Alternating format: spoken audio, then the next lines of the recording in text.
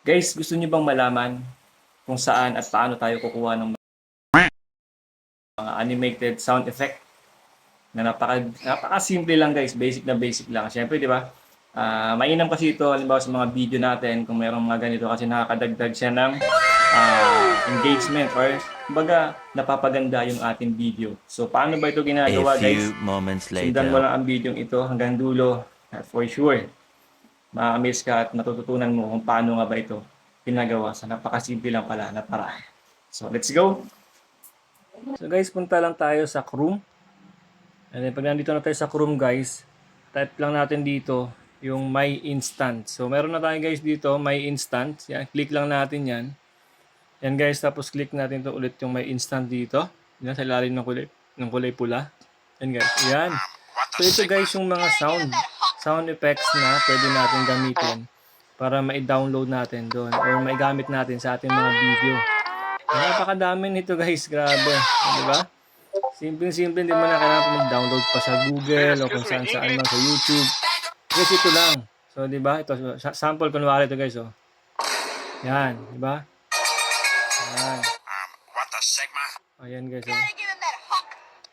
Yan. So, di ba guys, madalas ganyan yung mga sound effects. So, gagawin lang natin guys para ma-download mo to, yung sound na to at mapupunta sa gallery mo, na pwede mo siyang i-add sa pag-edit mo as audio mo o sound effect. Guys, so, itatouch mo lang to, ano ba? Anime Wow.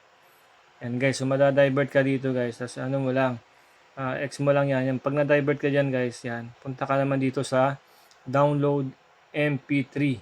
So touch mo lang yan. Download MP3. Yan. So guys, naka-download na kasi yan.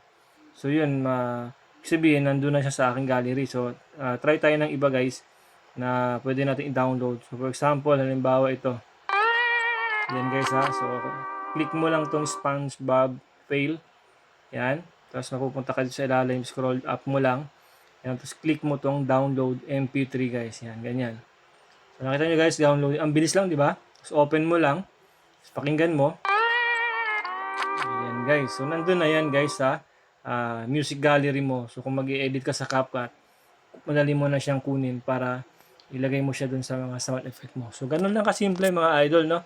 So kung may natutunan ka sa video ito, huwag mong kalimutang mag-like and follow. And pakibahagi na rin tong video na to guys para makatulong tayo sa iba. Lalong-lalo na doon sa mga nagsisimula pa lang at bago pa lang at wala pang nalalaman patungkol dito mga idol. So yun lang po. Maraming salamat sa panonood. Bye-bye and see you on my next video.